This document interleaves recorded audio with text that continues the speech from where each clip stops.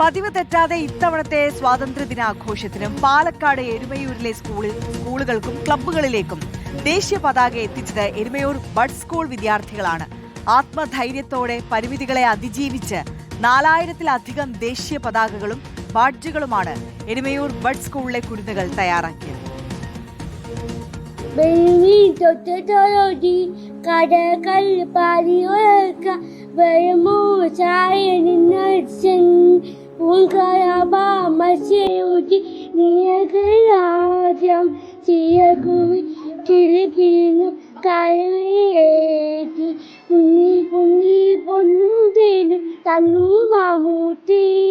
ആത്മവിശ്വാസത്തിന്റെ ചിറകുകളുമായി പറന്നുയരുകയാണ് Palakkad Erumayur bud സ്കൂളിലെ ഈ കുരുന്നുകൾ.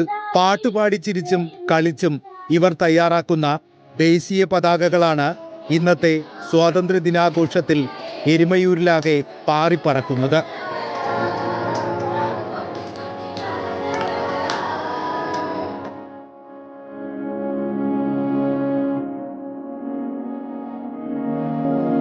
ഇതാദ്യമല്ല Erumayur bud സ്കൂളിലെ വിദ്യാർത്ഥികൾ ചേർന്ന് ദേശീയ പതാക നിർമ്മിക്കുന്നത്.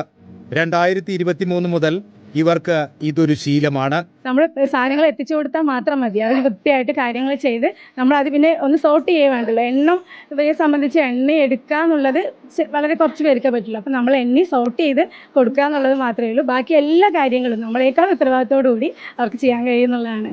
2023 ദേശീയ പതാക നിർമ്മിച്ച് വിൽപ്പന നടത്തി ലഭിച്ച തുക ഈ കുരുന്നുകൾ കൈമാറിയത് വയനാട്ടിലെ ദുരന്ത ബാധിതർക്കാണ്.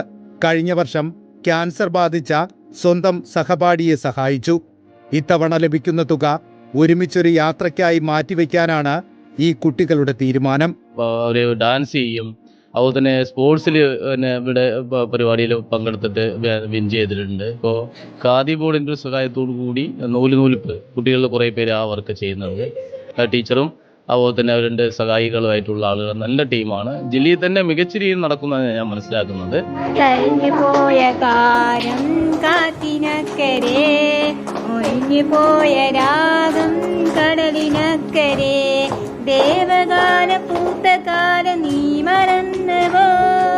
റിപ്പോർട്ടർ പാലക്കാട്.